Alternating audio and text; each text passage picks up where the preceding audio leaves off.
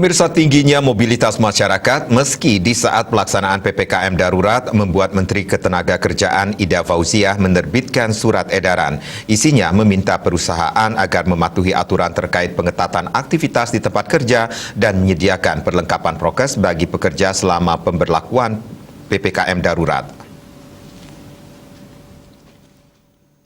Dalam surat edaran Menaker yang diterbitkan pada 3 Juli 2021 tentang optimalisasi penerapan protokol kesehatan di tempat kerja dan penyediaan perlengkapan serta sarana kesehatan bagi pekerja atau buruh oleh perusahaan selama pandemi COVID-19, Menaker Ida mengatakan perlu dilakukan upaya untuk meningkatkan daya tahan pekerja agar tetap dapat bekerja dan produktif.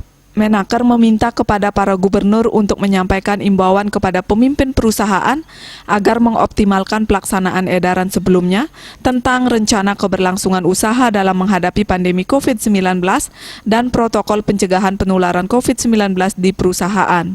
Ida juga meminta agar dunia usaha mendukung kebijakan pemerintah terkait program vaksinasi COVID-19 dengan mendorong dan memberikan kesempatan atau memfasilitasi pekerja untuk mengikuti vaksinasi. Perusahaan juga diminta mengupayakan penyediaan masker dan perlengkapan kesehatan seperti hand sanitizer, vitamin, dan suplemen kesehatan lainnya secara rutin bagi pekerja. Mereka juga diminta untuk mengoptimalkan sarana kesehatan di perusahaan jika sudah memilikinya. Dia juga mendorong dunia usaha untuk mengefektifkan panitia pembina keselamatan dan kesehatan kerja P2K3 di perusahaan untuk menyusun dan melaksanakan langkah-langkah strategis sebagai antisipasi apabila terjadi keadaan darurat.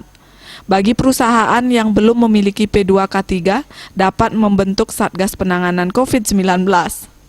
P2K3 atau Satgas Penanganan COVID-19 dimaksud untuk berkoordinasi dengan Satgas Penanganan COVID-19 pemerintah daerah setempat.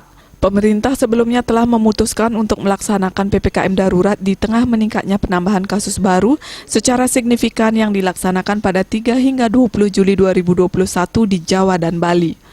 Salah satu cakupan pengetatan adalah seluruh pekerja di sektor non-esensial harus melaksanakan bekerja dari rumah atau work from home. Sementara bagi pekerja sektor esensial dan kritikal dapat bekerja dari kantor dengan jumlah pekerja yang dibatasi. Bali Pos melaporkan.